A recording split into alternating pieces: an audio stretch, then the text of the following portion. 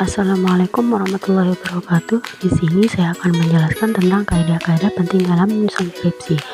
Penyusunan kurikulum skripsi yang efektif memerlukan perhatian pada beberapa kaidah yang untuk memastikan bahwa mahasiswa dapat menyelesaikan tugas akhir mereka. Pentingnya kurikulum skripsi yang struktur ada dua. Pertama, landasan akademik. Yang kedua, pengembangan kompetensi. Yang pertama, kurikulum skripsi yang struktur memberikan landasan akademis yang kuat bagi mahasiswa dalam mengembangkan penelitian dan menyusun karya ilmiah.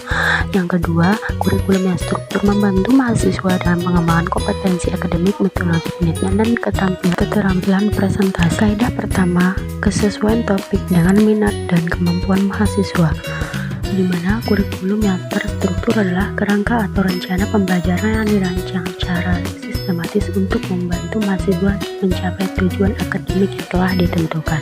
Di sini ada dua. Yang pertama, pengembangan diri, di mana memilih topik yang sesuai dengan minat dan kemampuan mahasiswa. Yang kedua, kualitas karya, membantu mahasiswa dalam menghasilkan karya ilmiah. Kaidah yang kedua adalah keselarasan kurikulum dengan visi misi dan kompetensi program studi. Di sini ada dua yang pertama, koherensi, di mana kurikulum skripsi harus selaras dengan visi misi dan program studi kita. Yang kedua, kecapaian tujuan. Ini membantu mahasiswa dalam mencapai tujuan pembelajaran yang ditetapkan oleh program studi. Yang ketiga yaitu ketersediaan sumber daya pendukung. Yang pertama ada sumber literatur. Di sini menyediakan buku, jurnal, dan sumber informasi yang memadai. Yang kedua, fasilitas yang dimaksud itu laboratorium atau ruang penelitian. Yang ketiga, dosen pembimbing yang kompeten dan pengalaman memberikan arahan dan bimbingan yang optimal bagi mahasiswanya. Kaidah yang keempat adalah pengembangan kemampuan berpikir kritis dan metodologi penelitian. Di sini ada dua, keterampilan penelitian, di mana kurikulum harus mengembangkan kemampuan mahasiswa dalam mengidentifikasi masalah. Yang kedua, berpikir kritis. Kurikulum harus mendorong mahasiswa untuk berpikir kritis dan menganalisis dan mengevaluasi data dan informasi. Kaidah yang kelima adalah menjamin mutu dan umpan balik dari pemangku kepentingan. Ada dua, evaluasi berkala dan umpan balik. Evaluasi berkala terhadap kurikulum skripsi diperlukan untuk menjamin kualitas dan relevansi dengan kebutuhan. Yang kedua, umpan balik dari pemangku kepentingan seperti mahasiswa, dosen, dan praktisi.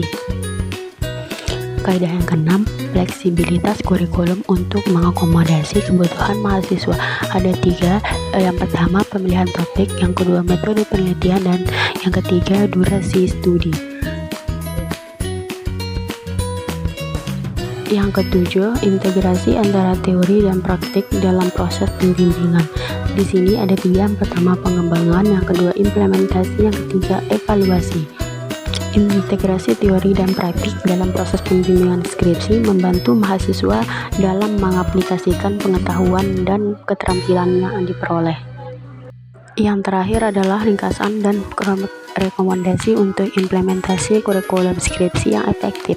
Yang pertama, struktur kurikulum skripsi yang struktur dan koheren dengan visi program studi. Yang kedua, sumber daya, ketersediaan sumber daya yang memadai untuk mendukung penelitian.